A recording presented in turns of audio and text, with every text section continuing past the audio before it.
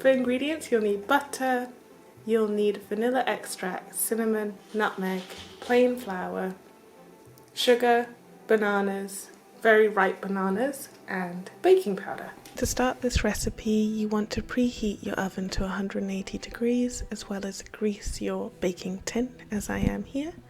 Then you're going to take 4 ripe bananas. I have made up this recipe on the go, so all these measurements are approximate, but hopefully this inspires you to sort of just get in the kitchen, see what you have, and make something.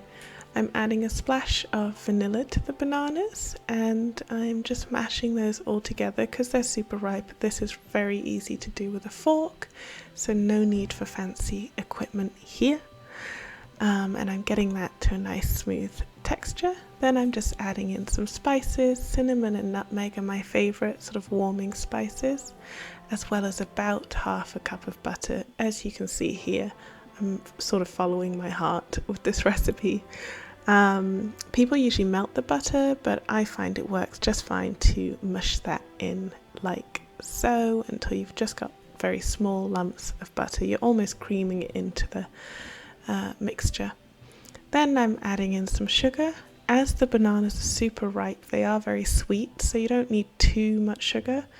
I've done about 4 tablespoons of sugar here because it is going to be quite a big cake. But yeah, again, you can adjust that. Now I'm adding in my flour bit by bit. So I would say I used about 1.5 cups of plain flour. And adding it bit by bit just reduces lumps of flour being in the dough. But again, you don't need to be precious with it. Look, I was just having a little bit of fun here, making a banana cake because we had the right bananas. And then 2 teaspoons of baking powder. I add that last because once it comes in contact with water, it begins to activate. So it's good to add that as the last ingredient. Make sure that's well incorporated, and then you can pop it into your baking tin and pop it in the oven for about 20 to 25 minutes. And it should come out very golden brown on the top, and if you pass a little toothpick through, the toothpick should come out clear. So that's your sort of litmus test for this recipe. Then you are ready to flip your cake out of the tin. I would wait until it's cooled down a bit. I was impatient and did it while it was still hot. And then you should have the most bouncy, moist, delicious banana bread.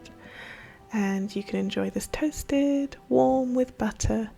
It's such a treat. Hope you like this video. Don't forget to subscribe. Bye bye.